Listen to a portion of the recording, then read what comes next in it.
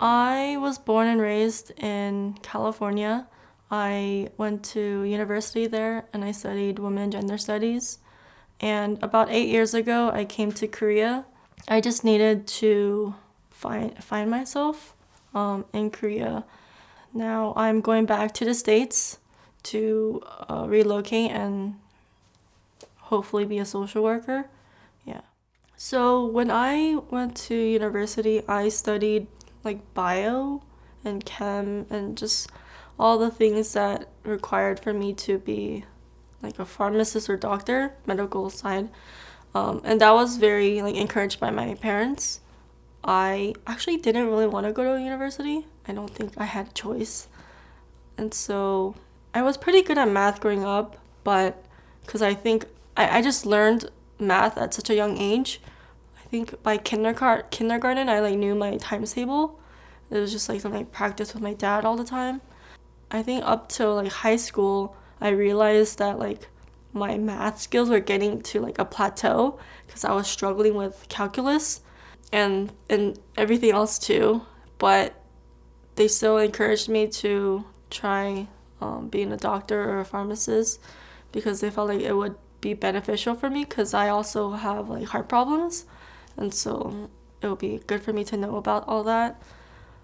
And so when I went to university, I was struggling though. I didn't really keep up with my classes. I probably had like depression. I was never like diagnosed, but I was probably depressed. My health was also deteriorating a bit, like just with my heart. I felt very, not isolated, but very lonely. Like I would meet friends and we would go like party and stuff. It's college and stuff, but there was something that I just like didn't feel like super attached with my peers. I basically got kicked out of school because my grades were just really bad, and I couldn't tell my parents that, and so I didn't.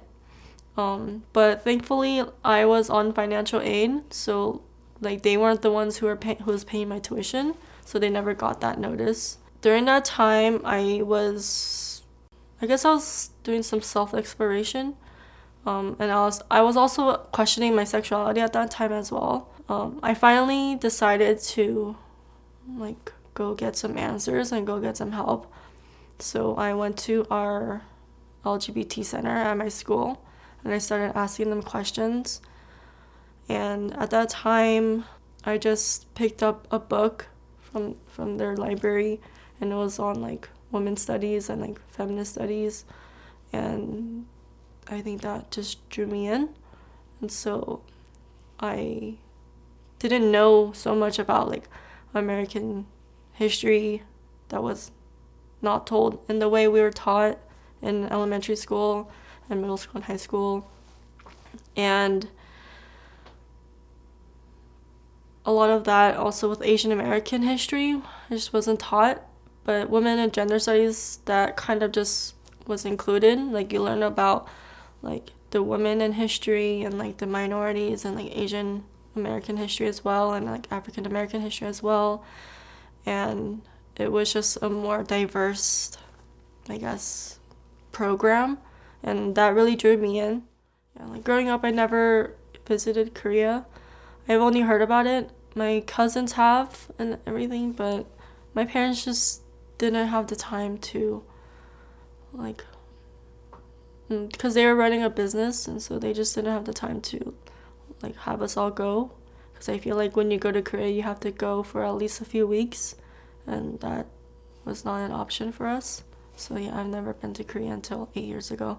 At the time, I graduated from university and I moved back home, and I felt like it was very suffocating for me to be back home.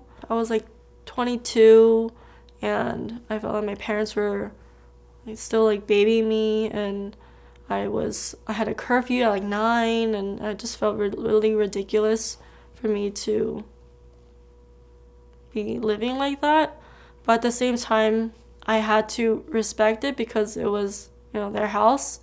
And so because I don't want to live like that, but if I live with them, I have to respect those rules, I felt like my only option was to get out. And my cousin just came back from Korea teaching English for a few years, and so he really recommended it to me, and so that's when I pursued coming to Korea. And I felt like teaching English in Korea, it was like an opportunity for me to move out, earn an income, be financially independent. And at least in Korea, I kind of know the language. And I do have an emo here, so if anything, I have her to ask. But I don't know, I haven't had that many hardships in Korea in terms of like, I remember my cousin telling me like, don't ever come out in Korea because it's Korea.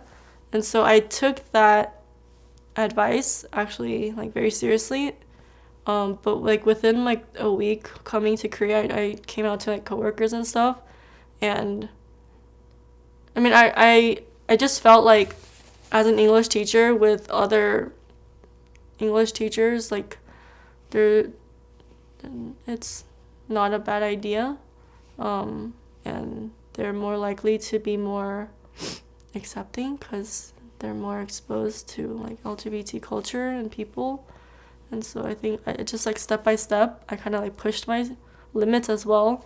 Like it was with like foreign teachers, and then when I worked in a Korean company, it was like pushing it to like Kyopo coworkers, and then it was like pushing it to just like Korean coworkers. Yeah, but in terms of that, I felt like I didn't really have a hard time. And I'm also just not afraid to be like, I don't know, like attacked for being queer as well in Korea. I know some people think like being queer is like just one part of you, and it is. It is like a part of you, but I think every part of you is like, I don't know, like intertwined with each other. So your experience is like, it always has to go through like a queer lens and a queer perspective.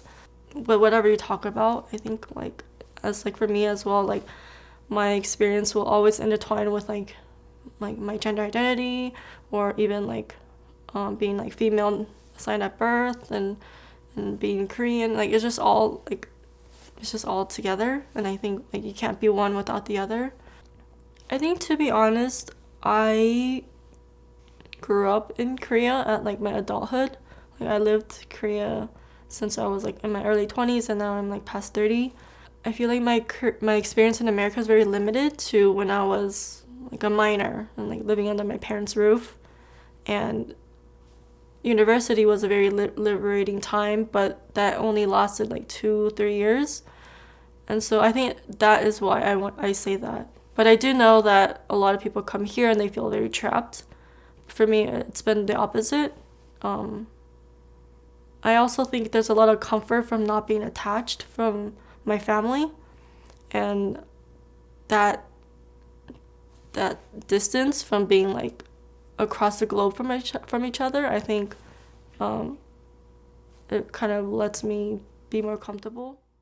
One of the reasons why I started my YouTube channel was, well, one, there was a lack of like LGBT representation, but also there was a lack of like Asian and queer representation in America and Korea, and I was kind of fed up and frustrated by that, so I decided to just start my own channel and talk about I guess my story. I was scared because I'm usually a private person, but to share some very like intimate stuff, it was hard. But I felt like, I don't know, there was like a bigger purpose. I guess the purpose of more representation and more stories being told by like queer and Asian people, and so that just kind of pushed me and motivated me, and that was basically my purpose of starting a channel and going with it. Yeah, I know my parents are like against it and stuff, but it's just, for me, it was more important. Yeah, it's been very rewarding. I actually felt like it was very healing for me. a form of therapy for me as well. It was very therapeutic, I guess, to share and open up. And I guess with the camera, it's just me, so it's a little bit easier. I think one of the main things that kind of motivates me in a lot of ways and like gives me purpose is the whole, what I mentioned earlier about like just more voices and more representation in like queer voices and Asian voices. But I think also just creating more resources that weren't available when I was young. So I think social work came from that. I think there's not a lot of resources or like counselors who can help people and help youth, and especially help like Asian American families like communicate about like the cultural barriers between each other. My name is Hayden Royalty. My pronouns are they and them, and this is my Korean American story.